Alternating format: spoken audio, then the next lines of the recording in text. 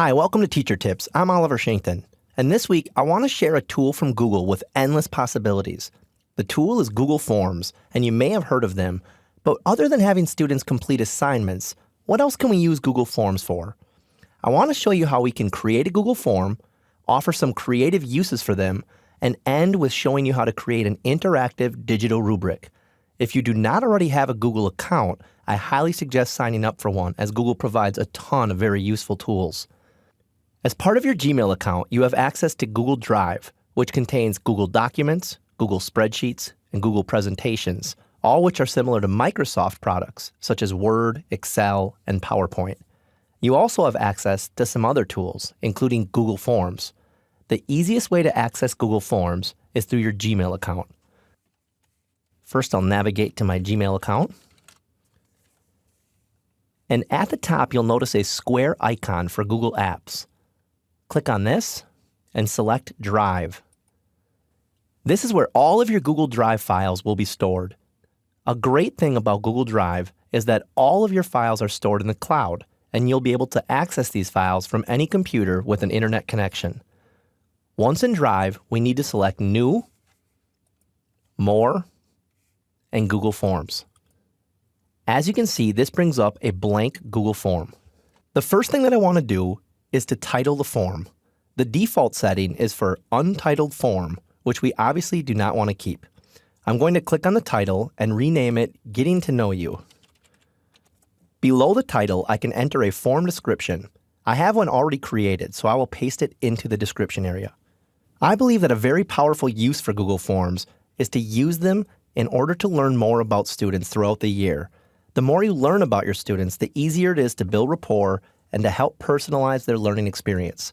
When creating these forms, I have found that most students are excited to share about themselves, but I keep it to 5 to 10 questions. Anything longer than this, and you run the risk of overwhelming them and compromising the quality of their responses. Next, we are ready to start creating questions. A wonderful thing about Google Forms is that they allow students an interactive form to answer questions, and then all of the answers from anyone who completed the form are stored in one spreadsheet. This makes accessing the responses easy and efficient. We will look at how to see the answers in a moment, but for now, let's enter in some questions. I'm going to enter in the first question, which I will list as first name. Although you can set Google Forms to capture the email address of the person answering the question, I recommend including first name and last name questions if you want to see who the survey is by. If you want the results to be anonymous, obviously this wouldn't be necessary. Once I enter the question, I have the option to enter help text. For this question, it seems self-explanatory, but I may want to add something such as the name you prefer to be called by in the beginning of the year. This is a great way to find out if Michael likes to be referred to as Mike or Brooklyn likes to be referred to as Brooke. So I will put in here the name you like to be called. You also have the ability to set the type of question you would like it to be.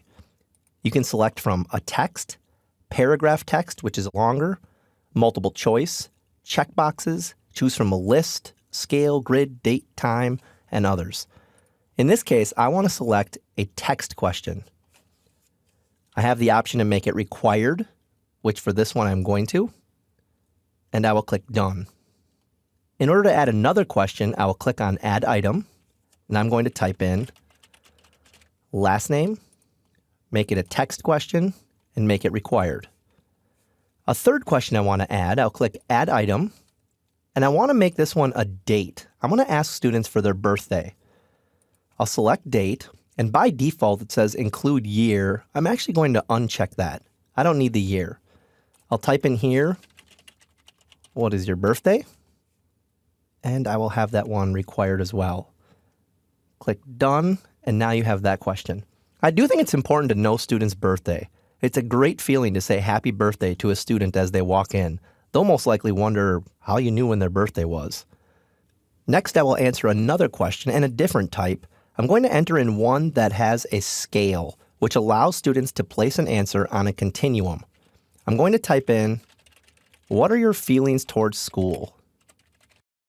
And it's a scale question, and I want to make 1, I strongly dislike school, and 5, I love school. This one's not required. I'm going to push done.